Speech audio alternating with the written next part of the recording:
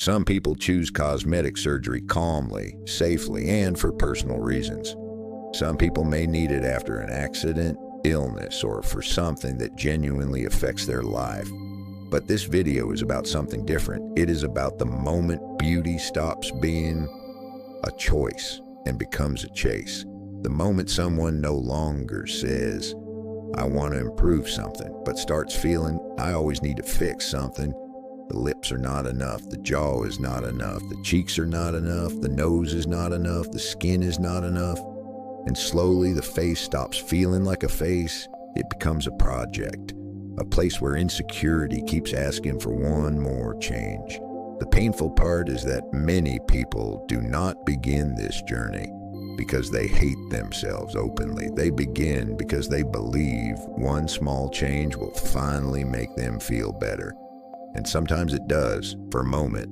After the procedure, they may feel excited, more confident, more noticed, more in control. But then the feeling fades, and when the relief disappears, the mind starts searching again. Another flaw appears. Another comparison begins. Another thought says, maybe if I fix this one thing, then I will finally feel enough. This is where the obsession can begin, because the problem is no longer only the feature. The problem is the brain has connected beauty with safety.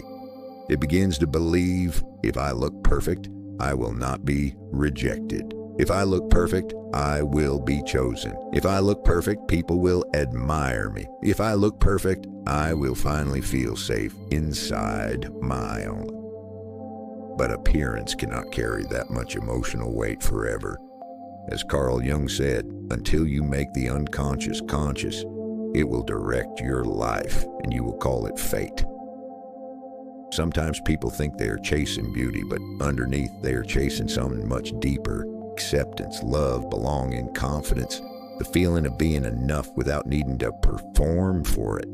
Some people miss being valued for who they are. They may have been criticized, compared, ignored, rejected, or made to feel that their worth depended on how they looked.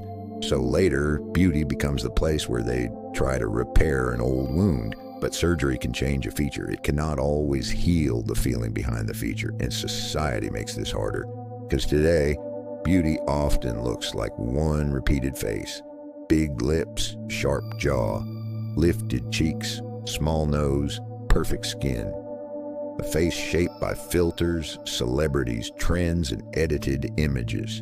And when one type of beauty is repeated everywhere, normal human features start to feel like mistakes. A natural face begins to feel unfinished. A different face begins to feel wrong.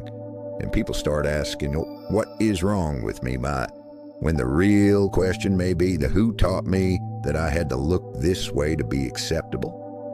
Naomi Wolf once wrote, a culture fixated on female thinness is not an obsession about female beauty, but an obsession about female obedience.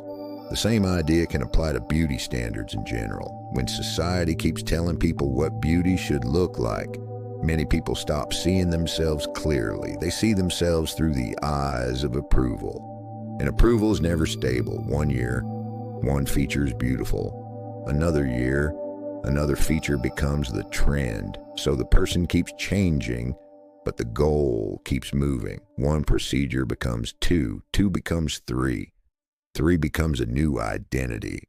And sometimes people borrow money, risk their health, or do several procedures in 1 year because they believe the next change will finally quiet the pain.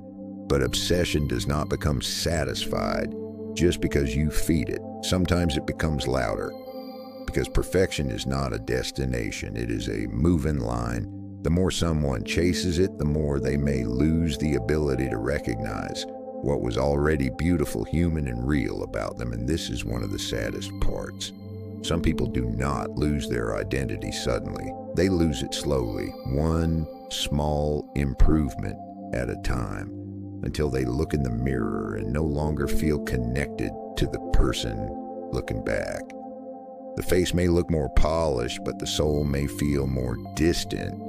And that is why the deeper question is not only, what do they want to change? The deeper question is, What pain are they trying to silence? Because when someone feels never enough, no amount of changing the outside can fully solve the emptiness inside.